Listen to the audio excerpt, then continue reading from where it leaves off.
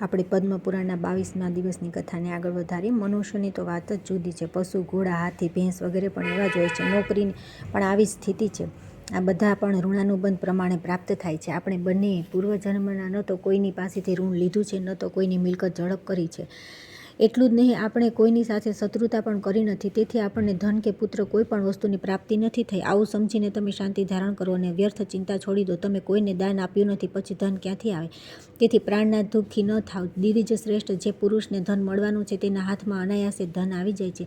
મનુષ્ય તે ધનની બહુ યત્નથી રક્ષા કરે છે, પરંતુ જ્યારે જે જવાનું છે ત્યારે તે ચાલી જ જાય છે. એવું સમજીને તમે શાંત થઈ જાઓ. નિરર્થક ચિંતા છોડો. મહાન મોહથી મૂઢ થયેલા માનવો પાપમાં આસક્ત થઈને કહે છે કે આ ઘર, આ પુત્ર અને આ સ્ત્રીઓ મારી છે, પરંતુ પ્રાણના સંસારનું આ બંધન સદા મિથ્યા જ દેખાય છે. સોમ શર્મા બોલ્યા, કલ્યાણી, તમે સાચું કહો છો. તમારા આ વચન બધા સંદેહોનો નાશ કરનારા છે. તેમ છતાં સત્યના જ્ઞાતા સાધુ પુરુષ વંશવૃદ્ધિની ઈચ્છા રાખે છે. પ્રિય, મને પુત્રની ચિંતા છે. મનમાં થાય છે કે જે કોઈ ઉપાયથી સંભવ થાય, મારી પુત્ર એ પ્રાપ્તિની ઈચ્છા છે.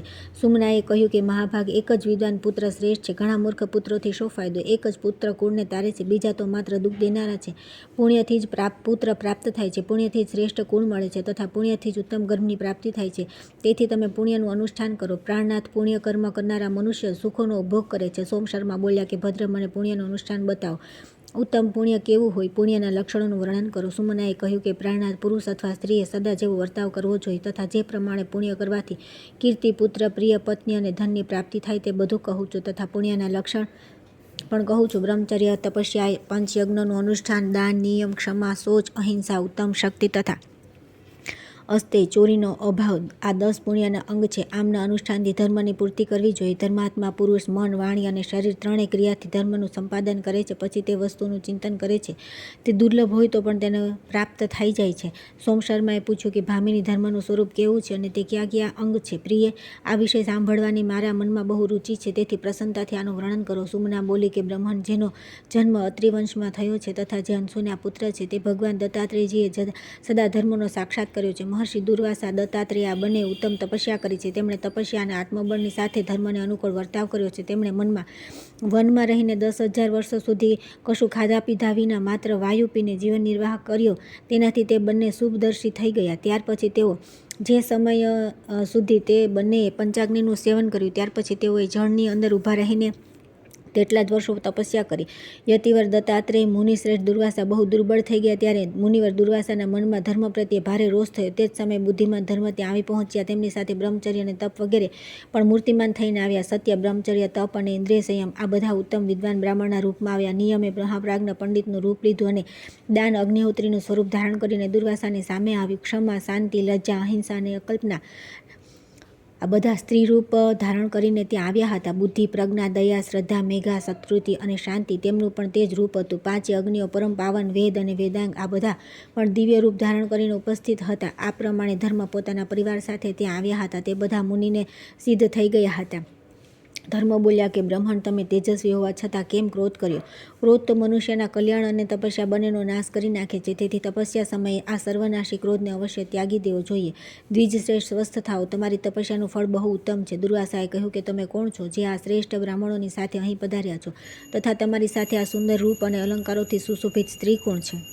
ધર્મ બોલ્યા કે મુને, આ જે તમારી સામે બ્રાહ્મણના રૂપમાં સંપૂર્ણ તેજથી યુક્ત દેખાય છે, તે હાથમાં દંડ અને કમંડળ લઈને અત્યંત પ્રસન્ન દેખાય છે, તેમનું નામ બ્રહ્મચર્ય છે. એ જ આ પ્રમાણે જે બીજા તેજસ્વી બ્રાહ્મણ ઊભા છે તેમના પર દ્રષ્ટિપાત કરો. તેમના શરીરનો રંગ પીળો અને આંખો ભૂરા રંગની છે. એ સત્ય કહેવાય છે. ધર્માત્માને એમના જેવા જ પોતાની દિવ્ય પ્રભાથી વિશ્વદેવો જેવા લાગે છે તથા જેમનો તમે સદા આશ્રય લીધો છે તે જ તમારું મૂર્તિમાન તપ છે. તેમના દર્શન કરો. જેમની વાણી પ્રસાદ ગુણથી યુક્ત છે, જે દીપ્તિમાન દેખાય છે, સંપૂર્ણ જીવો પર દયા કરવાનો જેમનો સ્વભાવ છે તથા જે સર્વદા તમારું પોષણ કરે છે, તે જ દમ અહીં વ્યક્ત રૂપ ધારણ કરીને અહીં આવ્યા છે. જેમના મસ્તક પર જટા છે, જેમનો સ્વભાવ થોડો કઠણ લાગે છે, જેમના શરીરનો રંગ થોડો પીળો છે, જે અત્યંત તીવ્ર અને સામર્થ્યવાળી લાગે છે, જેમણે શ્રેષ્ઠ બ્રાહ્મણનું રૂપ ધારણ કરીને હાથમાં તલવાર લઈ રાખી છે, તેઓ પાપનો નાશ કરનારા નિયમ છે, જે બહુ જ શ્વેત અને મહાન દીપ્તિમાન છે, જેમના શરીરનો રંગ શુદ્ધ સ્ફટિકમણી જેવો લાગે છે, જેમના હાથમાં જળથી ભરેલું કમંડળ છે તથા જેમણે દાંતણ લીધેલું છે, તે સૌ અહીં બ્રાહ્મણનું રૂપ લઈને આવેલ છે. સ્ત્રીઓમાં એ શુશ્રુષા છે, જે સત્યથી વિભૂષિત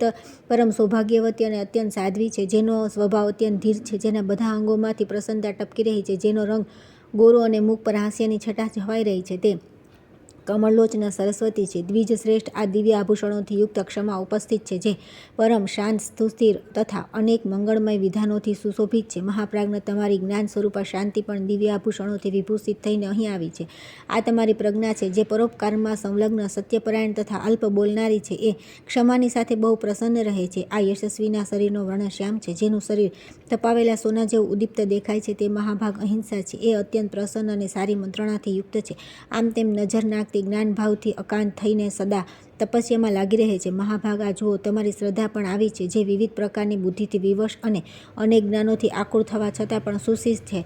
આ શ્રદ્ધા મનોહર અને મંગળમય છે. સૌનું શુભ ચિંતન કરનારી, સંપૂર્ણ જગતની માતા, યશસ્વીની તથા ગૌરવર્ણની છે. અહીં આ મેઘા ઉપસ્થિત છે, જેના શરીરનો રંગ હંસ અને ચંદ્રમા જેવો શ્વેત છે. ગળામાં મોતીઓની હાર લટકી રહ્યા છે અને હાથમાં પુસ્તક તથા સ્ફટિકની માળા શોભી રહી છે. આ પ્રજ્ઞા છે, જે સદા અત્યંત પ્રસન્ન રહ્યા છે.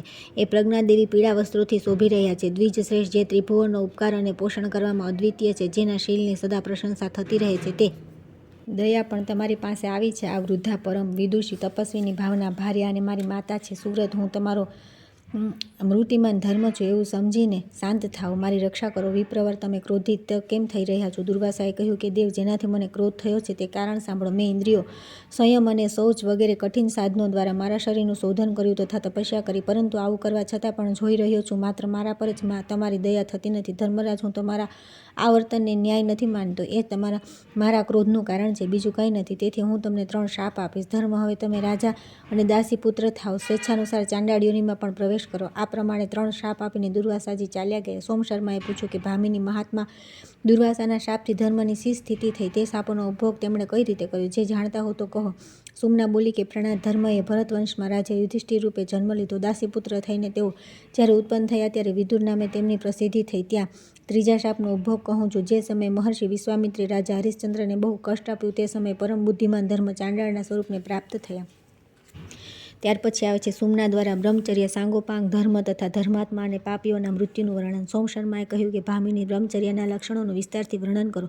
સુમનાએ કહ્યું કે નાથ, જેને સદા સત્ય બોલવામાં અનુરાગ છે, જે પુણ્યાત્મા સાધુતાનો આશ્રય લે છે, જે ઋતુકાળમાં પોતાની પત્ની સાથે સમાગમ કરે છે, સ્વયં દોષોથી દૂર રહે છે અને પોતાના કુળના સદાચારીનો કદી ત્યાગ કરતો નથી, તે જ સાચો બ્રહ્મચારી છે. દ્વિજશ્રેષ્ઠ, આ મેં ગૃહસ્થના બ્રહ્મચર્યનું વર્ણન કર્યું. આ બ્રહ્મચર્ય ગૃહસ્થને સદા મુક્તિ પ્રદાન કરનારું છે. હવે હું સંન્યાસીઓના બ્રહ્મચર્યનું વર્ણન કરીશ. તમે ધ્યાનથી સાંભળો. યતિ, ઇન્દ્રસંયમ અને સત્યપરાયણ થઈને પાપથી સદા ડરતા રહેવું જોઈએ તથા સ્ત્રીના સંગનો પરિત્યાગ કરી ધ્યાન અને જ્ઞાનમાં નિરંતર સંલગ્ન રહેવું, આ યતિઓનું બ્રહ્મચર્ય કહેવાય છે. હવે તમારી સામે વાનપ્રસ્થના બ્રહ્મચર્યનું વર્ણન કરું છું. સાંભળો. વાનપ્રસ્થીએ સદાચારથી રહેવું અને કામક્રોધનો પરિત્યાગ કરવો જોઈએ.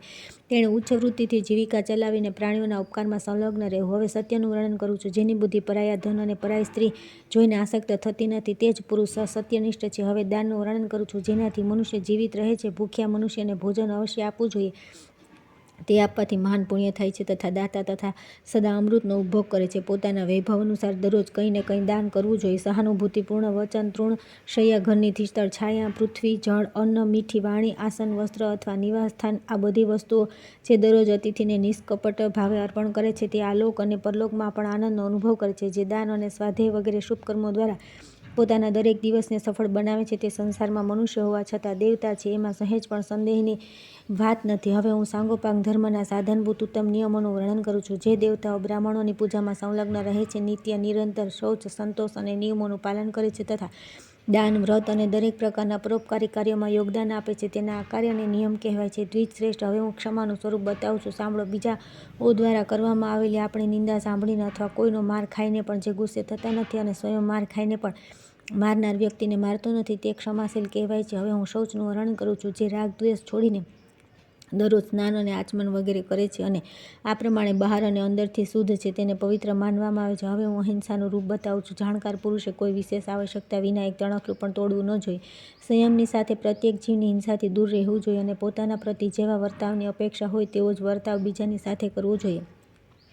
હવે શાંતિના સ્વરૂપનું વર્ણન કરું છું. શાંતિથી સુખની પ્રાપ્તિ થાય છે, તેથી શાંતિપૂર્ણ વર્તાવ કરવો એ આપણું કર્તવ્ય છે. કદી ખીન થવું ન જોઈએ. પ્રાણીઓ સાથે સદા વેરભાવનો ત્યાગ કરીને મનમાં પણ કદી વેરભાવ આવવા દેવા ન જોઈએ. હવે આસ્તેનું સ્વરૂપ કહીશ. પરાધન અને પરસ્ત્રીનું કદી અપહરણ ન કરવું. મન, વાણી તથા શરીર દ્વારા પણ કદી કોઈની બીજી વસ્તુ લેવાની ચેષ્ટા ન કરવી. હવે દમનું વર્ણન કરું છું. ઇન્દ્રિયોનું દમન કરીને મન દ્વારા તેમને પ્રકાશ આપતા રહેવું અને તેમની ચંચળતાનો નાશ કરવો જોઈએ. આનાથી મનુષ્યમાં ચેતનાનો વિકાસ થાય છે. સુશ્રુતાનું સ્વરૂપ કેવું છે તે જણાવું છું. મન, વાણી અને શરીર દ્વારા ગુરુના કાર્યમાં લાગી રહેવું જોઈએ. એ શુશ્રૂષા દ્વિજ શ્રેષ્ઠ. આ પ્રમાણે મેં તમને ધર્મનું સાંગોપાંગ વર્ણન કર્યું છે. જે મનુષ્ય આ બધા ધર્મમાં સદા સંલગ્ન રહે છે તેનો સંસારમાં પુનર્જન્મ થતો નથી. આ હું તમને સાચું કહી રહી છું.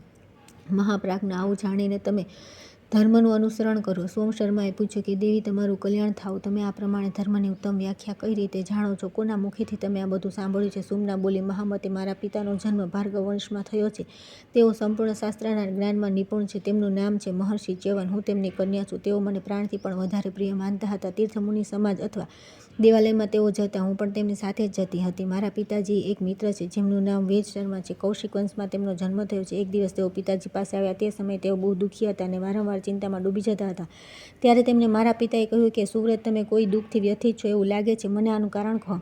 આ સાંભળીને વેદ શર્માએ કહ્યું કે મારી પત્ની બહુ સાધ્વી અને પતિવ્રતા છે, પરંતુ તેને પુત્ર પ્રાપ્તિ થઈ નથી. મારો વંશધર કોઈ નથી. આ જ મારા દુઃખનું કારણ છે. તમે પૂછ્યું એટલે કહ્યું છે. દરમિયાન કોઈ સિદ્ધ પુરુષ મારા પિતાના આશ્રમ પર આવ્યા. પિતાજી અને વેદ શર્મા બંને ઊભા થઈને ભક્તિપૂર્વક તે સિદ્ધનું પૂજન કર્યું. ભોજન વગેરે ઉપચારો અને મીઠા વચનો વડે તેમનું સ્વાગત કર્યું. પછી તમે જે પ્રમાણે પ્રશ્ન કર્યો તે જ પ્રમાણે તે બંને સિદ્ધિને પોતાના મનની વાત પૂછી. ત્યારે ધર્માત્માએ સિદ્ધે મારા પિતા અને તેમના મિત્રને આ પ્રમાણે કહ્યું કે ધર્મના અનુષ્ઠાનથી સ્ત્રી, પુત્ર અને ધન ધાન્યની પ્રાપ્તિ થાય છે. તેમના ઉપદેશથી વેદ શર્માએ ધર્મનું અનુષ્ઠાન પૂરું કર્યું.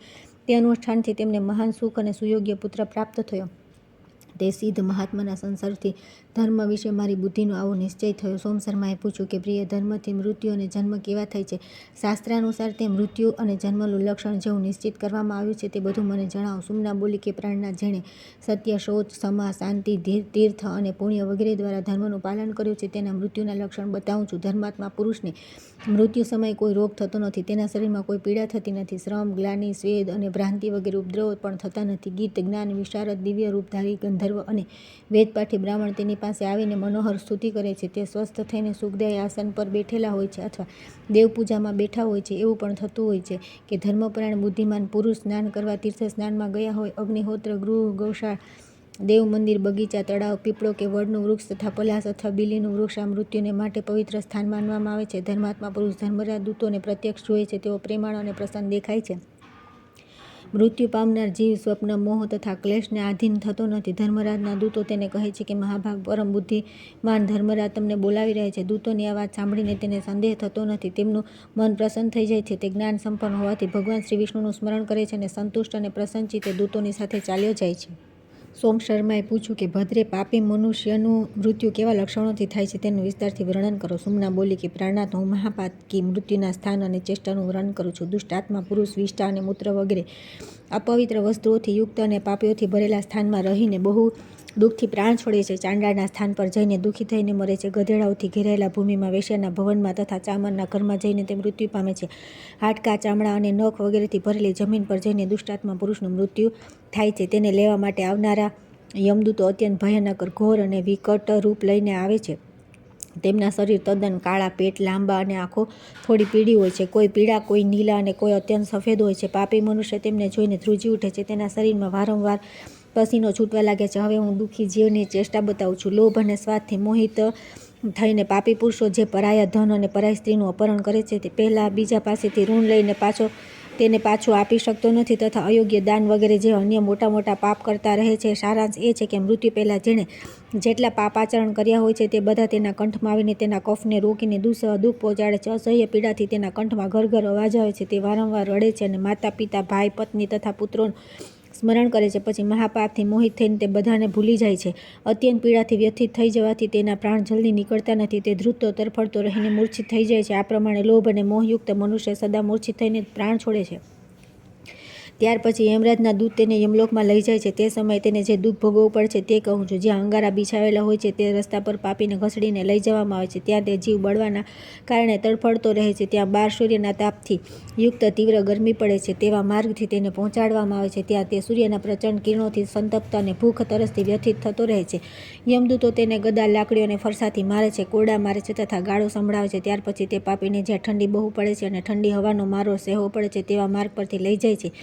પાપી જીવ ઠંડીથી દુઃખી થઈ એ માર્ગ પસાર કરે છે. યમદૂતો ઘસડીને તેને વિવિધ પ્રકારના દુર્ગમ માર્ગ પર લઈ જાય છે. આ પ્રમાણે દેવતા અને બ્રાહ્મણોની નિંદા કરનાર સંપૂર્ણ પાપોથી યુક્ત દુષ્ટાત્મા પાપી પુરુષ યમરાજના દૂતો યમલોકમાં લઈ જાય છે.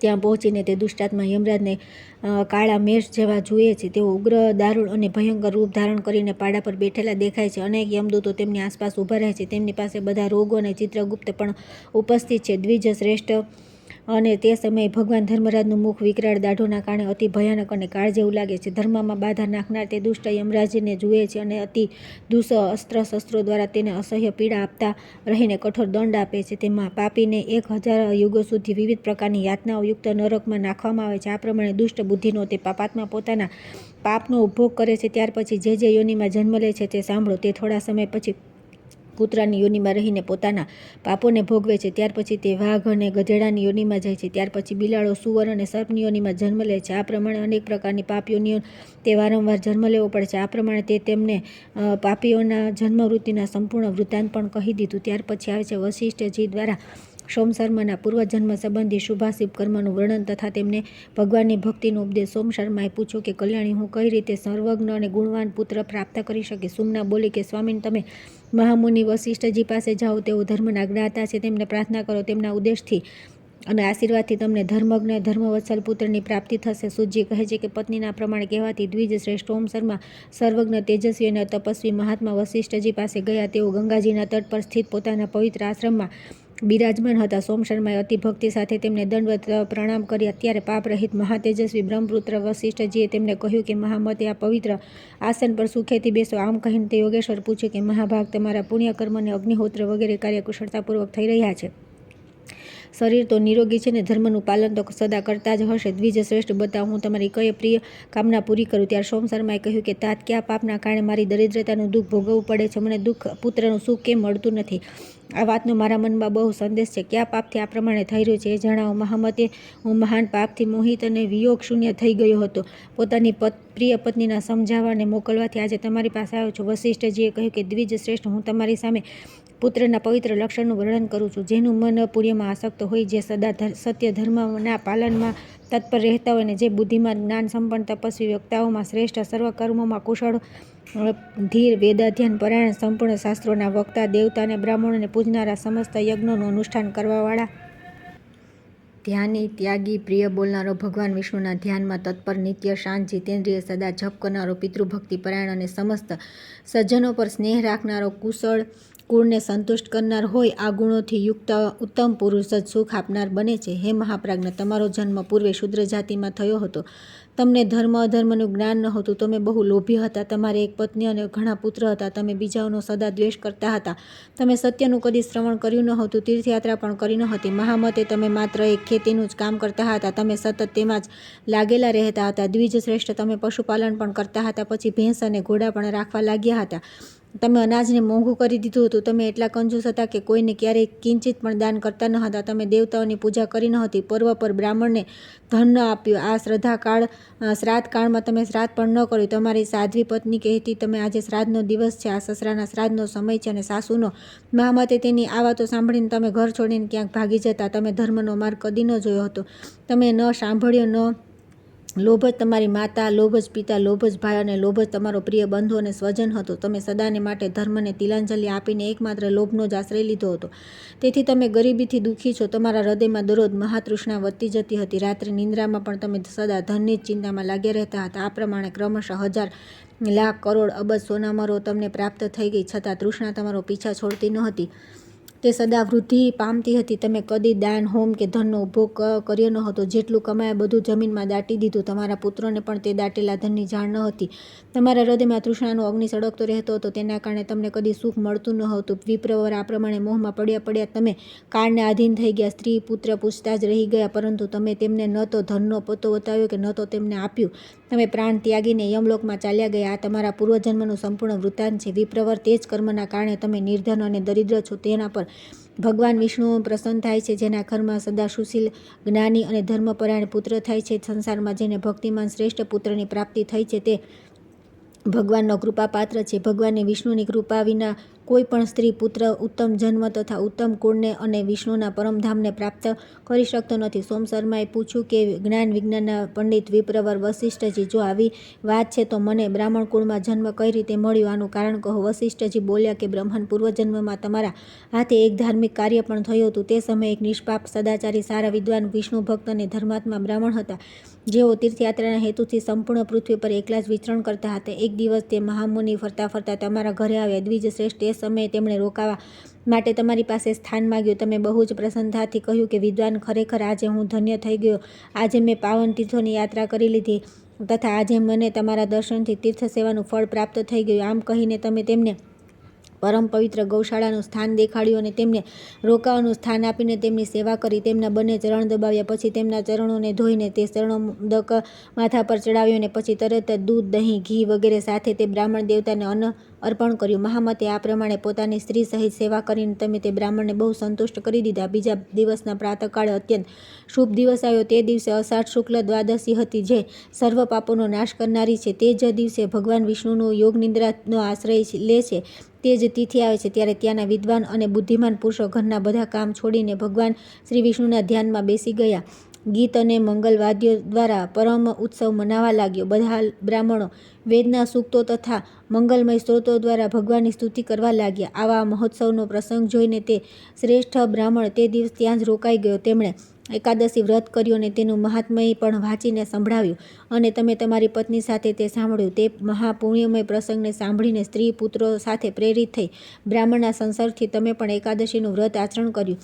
સ્ત્રી પુત્રો સાથે જઈને પ્રાતઃ સ્નાન કર્યું અને પ્રસન્ન મને ગંધ, પુષ્પ વગેરે પવિત્ર ઉપચારો તથા બધા પ્રકારના નૈવેદ્યો દ્વારા ભગવાન મધુસૂદનની પૂજા કરી. પછી નૃત્ય અને ગીત વગેરે દ્વારા ઉત્સવ મનાવીને રાત્રિ જાગરણ કર્યું. ત્યાર પછી ભગવાનને સ્નાન કરાવી ભક્તિપૂર્વક વારંવાર તેમના ચરણોમાં મસ્તક ઝુકાવ્યું અને મહાત્માએ બ્રાહ્મણે આપેલા ભગવાનના ચરણોદકનું પાન કર્યું. ત્યાર પછી બ્રાહ્મણને ભક્તિપૂર્વક પ્રણામ કરીને તેમને ઉત્તમ દક્ષિણા આપી અને પુત્ર અને પત્ની વગેરે સાથે વ્રતનું પારણું કર્યું. આ પ્રમાણે ભક્તિ અને સદભાવ દ્વારા તમે બ્રાહ્મણને સારી રીતે પ્રસન્ન કરી લીધા. આમ બ્રાહ્મણના સંગ અને ભગવાન શ્રી વિષ્ણુના પ્રસાદથી સત્ય ધર્મમાં સ્થિત હોવાના કારણે તમને બ્રાહ્મણનું શરીર પ્રાપ્ત થયું. તમે ધનની લાલચમાં આવીને પુત્ર સ્નેહનો ત્યાગ કર્યો, એ જ પાપનું ફળ છે. તમે પુત્રહીન થઈ ગયા. વિપ્રવર ઉત્તમ પુત્ર, ઉત્તમ કુળ, ધન, ધાન્ય, પૃથ્વી, સ્ત્રી, ઉત્તમ જન્મ, શ્રેષ્ઠ મૃત્યુ, સુંદર ભોગ, સુખ, રાજ્ય, સ્વર્ગ તથા મોક્ષ વગેરે જે દુર્લભ વસ્તુઓ છે તે બધી પરમાત્મા ભગવાન શ્રી વિષ્ણુની કૃપાથી પ્રાપ્ત થાય છે.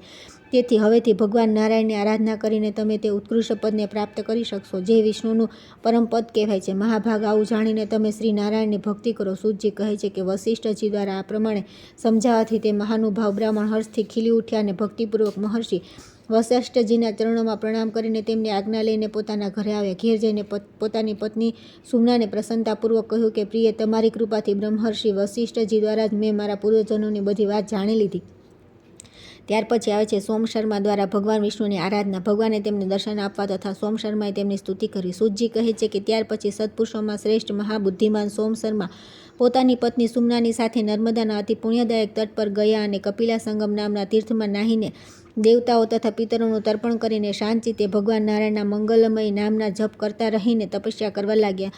મહામના સોમ શર્મા દ્વાદક્ષાર મંત્રના જપ અને ભગવાનનું ધ્યાન કરતા હતા. તેઓ સદા નિશ્ચિત થઈને સતત ભગવાન તરફ જ દ્રષ્ટિ રાખતા હતા. તેમણે કામ ક્રોધનો પરિત્યાગ કરી દીધો હતો. સાથે સાથે પતિવ્રતા ધર્મમાં તત્પર રહેનારી પરમ સૌભાગ્યવતી સ્ત્રી સાધ્વી સુમના પણ પોતાના તપસ્વી પતિની સેવામાં રહેતી હતી. સોમ શર્માએ જ્યારે ભગવાનનું ધ્યાન કરવા લાગ્યા તે સમયે અનેક પ્રકારના વિઘ્નો સામે આવીને તેમને ભયભીત કરતા હતા. ભયંકર વિષધર કાળા નાગ તેમની પાસે પહોંચી જતા હતા. સિંહ, વાઘ અને હાથી તેમની સામે આવીને ભય ઉત્પન્ન કરતા હતા. આ પ્રમાણે અનેક વિઘ્નોની ઉપસ્થિતિમાં પણ તે ધર્માત્મા બ્રાહ્મણ ભગવાન વિષ્ણુના ધ્યાનથી કદી વિચલિત થતા ન હતા. એક દિવસ એક ભયાનક સિંહ ભયંકર ત્રાડો પાડતો ત્યાં આવ્યો. તેને જોઈને સોમ શર્મા ધ્રુજી ઉઠ્યા અને ભગવાન નૃસિંહનું ધ્યાન કરવા લાગ્યા. ઇન્દ્ર નીલમણિ જેવા શ્યામ વિગ્રહ પર પિતાંબર શોભી રહ્યું હતું. શ્રી ભગવાનનું બળ અને તેજ અનંત છે. તેઓ પોતાના ચારે હાથોમાં ક્રમશઃ શંખ, ચક્ર, ગદા, પદ્મ ધારણ કરેલા છે. મોતીઓનો વિશાળ હાર ચંદ્રની જેમ ચમકી રહ્યો છે. તેની સાથે સાથે કૌસ્તુભ મણિ પણ ભગવાનના શ્રી વિગ્રહને ઉજાગર કરી રહ્યા છે. શ્રી વસ્તુનું ચિહ્ન વક્ષસ્થળની શોભા વધારી રહ્યું છે. શ્રી ભગવાન બધા પ્રકારના આભૂષણોની શોભાથી સંપન્ન છે. કમળ જેવા ખીલેલા નેત્ર, મુખ પર સ્મિતની મનોહર છટા, સ્વાભાવિક પ્રસન્નતા અને રત્નોનો હાર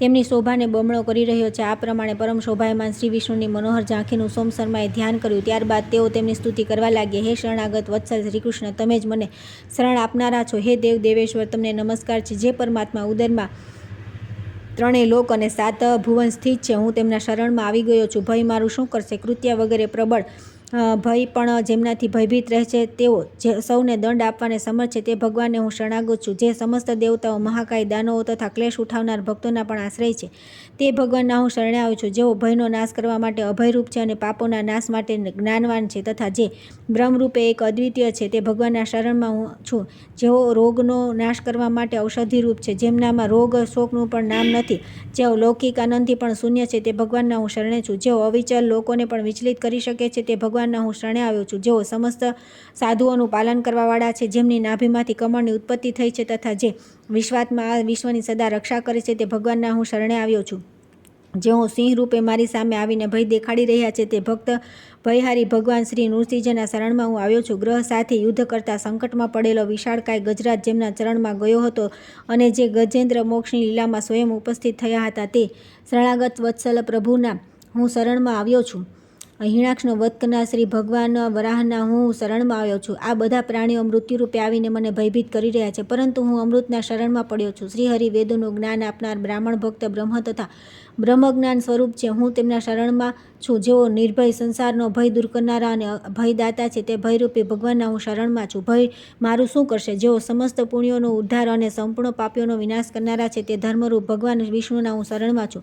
આ પરમ પ્રચંડ આંધી મારા શરીરને અત્યંત પીડા આપી રહી છે, હું એને પણ ભગવાનનું સ્વરૂપ માનીને એના શરણમાં છું. તેની એ ભગવાન વાયુ મારા સદા આશ્રય બને. અતિ ઠંડી, અધિક વર્ષા અને અસહ્ય તાપ આપનાર ગરમી, આ બધા રૂપ જે ભગવાનનો સાક્ષાત્કાર થઈ રહ્યો છે, હું તેમના શરણમાં છું. આ જે કાળરૂપી પ્રાણીઓ અહીં આવીને મને ભયભીત કરીને વિચલિત કરી રહ્યા છે, તે બધા જ ભગવાન વિષ્ણુના સ્વરૂપ છે, જેમને સર્વદેવ સ્વરૂપ પરમેશ્વર કેવળ જ્ઞાનમય અને પ્રધાન સ્વરૂપ કહે છે, તે સિદ્ધોના સ્વામી આદિસિદ્ધિ ભગવાન નારાયણના હું શરણમાં છું. આ પ્રમાણે દરરોજ ભગવાન શ્રી કેશવનું ધ્યાન અને સ્તવન કરતા રહીને સોમ શર્માએ પોતાની ભક્તિના બળથી ભગવાનને હૃદયમાં બેસાડી લીધા. તેમનો ઉદ્યમ અને પુરુષાર્થ જોઈને ભગવાન ઋષિકેશ પ્રગટ થઈ ગયા અને તેમને હર્ષ પ્રદાન કરતા બોલ્યા કે મહાપ્રાજ્ઞ સોમ શર્મન, પોતાની પત્ની સાથે મારી વાત સાંભળો. વિપ્રવર, હું વાસુદેવ છું. સુવ્રત, તમે મારી પાસે કોઈ ઉત્તમ વર માગો. શ્રી ભગવાનની આ વાત સાંભળીને દ્વિજશ્રેષ્ઠ સોમ શર્માએ પોતાના નેત્ર ખોલ્યા. જોયું તો વિશ્વના સ્વામી ભગવાન દિવ્ય રૂપ ધારણ કરીને સામે ઊભા છે. તેમના શરીરની કાંતિ મેઘ જેવી શ્યામ છે. તેઓ મહાન કલ્યાણકારી અને સર્વ પ્રકારના આભૂષણોથી વિભૂત છે. સંપૂર્ણ આયુધો તેમની શોભા વધારી રહ્યા છે. તેમનો શ્રી વિગ્રહ દિવ્ય લક્ષણોથી સંપન્ન છે. નેત્ર ખીલેલા કમળ જેવા છે. પિતા વસ્ત્ર અંગોની શોભા વધારી રહ્યું છે. હે દેવેશ્વર, ભગવાન વિષ્ણુ શંખ, ચક્ર અને ગદા ધારણ કરીને ગરુડ પર બિરાજમાન છે. તેઓ આ જગત અને બ્રહ્મા વગેરેનું પણ શારીરિક પીઠ ભરણપોષણ કરનારા છે. આ વિશ્વ તેમનું સ્વરૂપ છે. તેઓ સનાતન સ્વરૂપ છે. તેઓ વિશ્વરૂપથી અતીત નિરાકાર પરમાત્મા છે. ભગવાન જનાર્દનને આ રૂપમાં ઉપસ્થિત જોઈને વિપ્રવર સોમ શર્માને અતિ હર્ષ થયો અને કરોડો સૂર્ય સમાન તેજસ્વી અને લક્ષ્મી સહિત શોભાયમાન શ્રી ભગવાનને સાષ્ટાંગ પ્રણામ કરીને બે હાથ જોડીને પોતાની પત્ની સુમનાની સાથે તેમની સ્તુતિ કરવા લાગ્યા. હે દેવ જગન્નાથ, તમારો જય હો. યોગીઓના સ્વામી યોગીન્દ્ર, તમારો જય હો. યજ્ઞના સ્વામી હરે, તમારો જય હો. વિષ્ણુ રૂપે યજ્ઞેશ્વર અને શિવ રૂપે યજ્ઞ વિધ્વંસક સનાતન અને સર્વવ્યાપક પરમેશ્વર, તમારો જય હો. જય હો. સર્વેશ્વર અનંત, તમારો જય હો. જય સ્વરૂપ પ્રભુ, તમને મારા પ્રણામ છે. જ્ઞાનીઓમાં તમારો જય હો. જ્ઞાન નાયક, તમારો જય હો. સર્વ કયા આપનારા સર્વેશ્વર પરમેશ્વર, તમારો જય હો. સત્વગુણને ઉત્પન્ન કરવાવાળા પ્રભુ, તમારો જય થાવ. યજ્ઞ વ્યાપી પરમેશ્વર, તમે પ્રજ્ઞાન સ્વરૂપ છો, તમારો જય હો. હે પ્રાણદાતા પ્રભુ તમારો જય હો. પાપનાશક પુણ્યેશ્વર તમારો જય થાવ. પુણ્યપાલક હરે તમારો જય હો. જ્ઞાન સ્વરૂપ ઈશ્વર તમારો જય હો. તમે જ્ઞાન ગમ્ય છો, તમને નમસ્કાર છે. હે કમલલોચન તમારો જય હો. તમારી નાભીમાંથી કમળનો પ્રાદુર્ભાવ થયો હતો, તેથી પદ્મનાભ નામે પ્રસિદ્ધ તમને નમસ્કાર છે. હે ગોવિંદ તમારો જય હો. હે ગોપાલ તમારો જય હો. શંખ ધારણ કરનાર નિર્મળ સ્વરૂપે પરમાત્મન તમારો જય હો. ચક્ર ધારણ કરનારા અવ્યક્ત રૂપ પરમેશ્વર વ્યક્ત રૂપધારી તમને નમસ્કાર છે. પ્રભુ તમારા અંગો પરાક્રમથી શોભી રહ્યા છે, તમારો જય હો. હે વિક્રમ નાયક તમારો જય હો. વિદ્યાથી વિચલિત રૂપવાળા દેવેશ્વર તમારો જય હો. હે વેદમય પરમેશ્વર તમને નમસ્કાર છે. પરાક્રમથી સુશોભિત અંગોવાળા પ્રભુ તમારો જય હો. ઉદ્યમ પ્રદાન કરનારા દેવ તમારો જય હો. તમે ઉદ્યમના યોગ્ય સમય અને ઉદ્યમ રૂપ છો, તમને નમસ્કાર છે. હે ભગવાન તમે ઉદ્યમમાં સમર્થ છો, તમારો જય હો. યુદ્ધના ઉદ્યોગમાં પ્રવૃત્ત થવાવાળા તમે સર્વાત્માને નમસ્કાર છે. સુવર્ણ તમારું તેજ છે, તમને નમસ્કાર છે. તમે વિજયી વીર છો, તમને નમસ્કાર છે. તમે અત્યંત તેજ સ્વરૂપ અને સર્વ તેજોમય છો, તમને નમસ્કાર છે. તમે આસુરી તેજના વિનાશક અને પાપમય તેજનું અપહરણ કરનાર છો, તમને નમસ્કાર છે. ગાયો અને બ્રાહ્મણોના હિતચિંતક પરમાત્મા નમસ્કાર છે.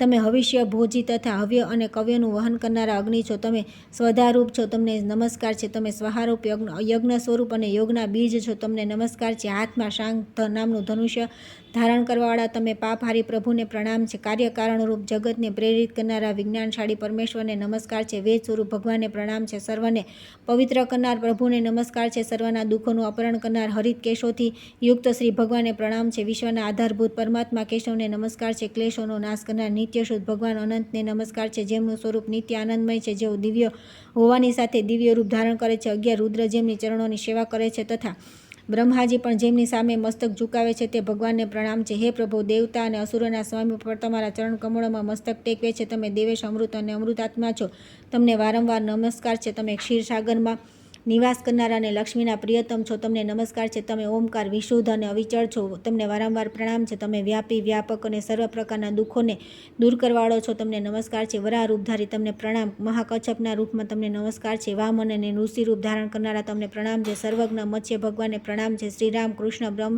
શ્રેષ્ઠ, કપિલ અને હયગ્રીવ રૂપે અવતરિત થયેલા ભગવાનને પ્રણામ છે. આગળની કથા આવતીકાલે.